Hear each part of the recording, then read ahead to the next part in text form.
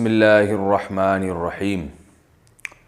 سمیہ حشمت گلشن معمار کراچی سے پوچھتی ہیں کہ اگر جادو کرنے والے کا انتقال ہو جائے، اس کی موت واقع ہو جائے، تو کیا اس جادو کا اثر ختم ہو جاتا ہے خود بخود؟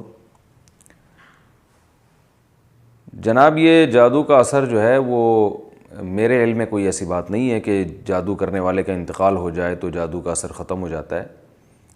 میرے علم میں ایسی کوئی بات نہیں ہے۔ وجہ اس کی ہے کہ جادو میں جنات سے بعض دفعہ کام لیا جاتا ہے، ان کو کوئی غلط کام ایسا کیا جاتا ہے، کوئی بہت ہی ناپسندیدہ مکروہ عمل جس سے وہ جنات خوش ہوتے ہیں، پھر ان کو ایک میسج دیا جاتا ہے، تو جنات وہ جب راستہ دیکھ لیتے ہیں اور وہ تنگ کرنا شروع کر دیتے ہیں، تو جس نے پھر یہ پروسیس کیا تھا وہ زندہ رہے یا نہ رہے، اس سے کوئی فرق میری معلومات کی حد تک کوئی فرق نہیں پڑتا، لہذا اس جادو کے علاج کی کوشش بہرحال کرنی چاہیے۔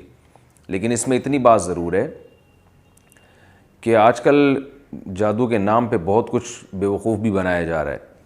عامل لوگوں کے پاس آپ جائیں تو وہ لازمی یہی کہیں گے کہ یہ جادو ہی ہے، تو لوگ ایک وہم میں پڑھ کے ساری زندگی اپنی ان چکروں میں برباد کر دیتے ہیں۔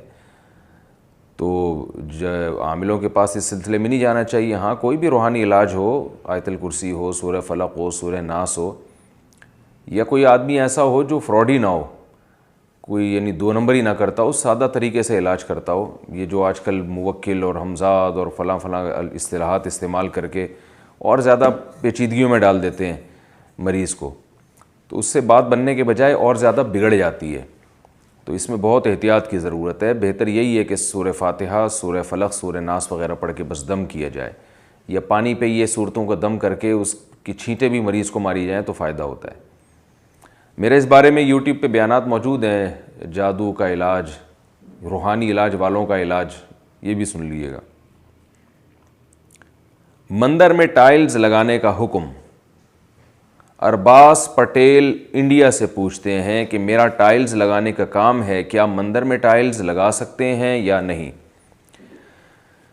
جناب، کوئی بھی ایسا کام کرنا جس کا براہ راست گناہ سے تعلق نہ ہو تو وہ جائز ہے، تو مندر میں ٹائلز لگا بھی سکتے ہیں، کیونکہ مندر میں ٹائل لگانے سے جو ہے یہ براہ راست کوئی بت نہیں بنا رہے آپ، کسی بھی مکان میں ٹائل لگائی جا سکتی ہیں۔ پھر اس مکان کو کوئی اگر گناہ میں استعمال کرتا ہے تو یہ اس کا اپنا ہیڈیک ہے۔